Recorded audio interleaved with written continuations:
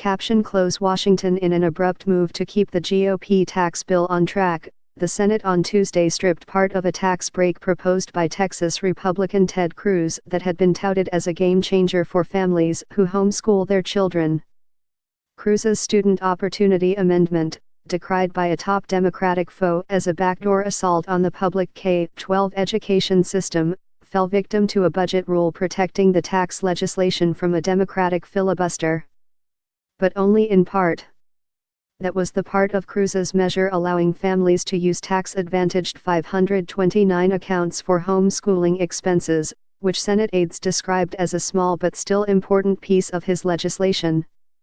It was one of three pieces of the $1.5 trillion Republican tax legislation that came under a late parliamentary challenge to ensure passage without Democratic votes. The Senate move came hours after the House passed the GOP tax bill 227-203, a milestone that was supposed to set up Senate passage later in the day.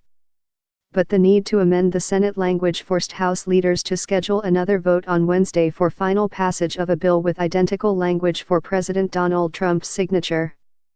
Another part of the Cruz amendment allowing families to use 529 accounts for private and religious schooling apparently would not be affected.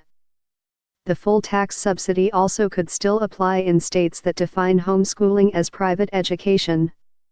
States like Texas, however, do not define homeschools as private schools, meaning the tax benefit would not be available for homeschoolers in the Lone Star State unless there was a change in state law. Some observers say that the distinction is likely to revive the debate within the homeschooling movement as to whether to seek IRS recognition and possibly the federal regulation that goes with it. The problem with the Cruz measure came to light after a review by the Senate parliamentarian found 3 items that violated Senate rules that govern the Republicans' fast-track process for avoiding a filibuster.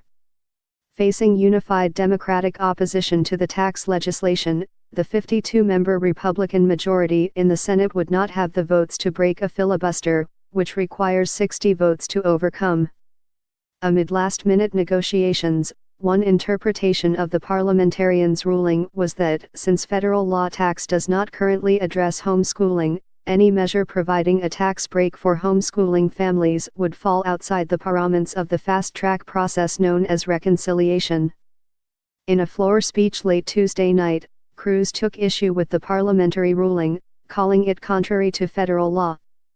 Some 1.8 million kids are homeschooled in America, according to estimates. Cruz called the Democrats' objections mean-spirited and vindictive. In recent weeks, Cruz's 2018 Senate campaign has been heralding his school choice measure to religious conservatives, describing it as a turning point in the conservative struggle to allow public funds to be steered toward homeschoolers or private school students. In an email to supporters last week, the Cruz campaign highlighted a recent opinion piece by Drew White, a senior policy analyst for the conservative Texas Public Policy Foundation, calling the Cruz measure a game changer.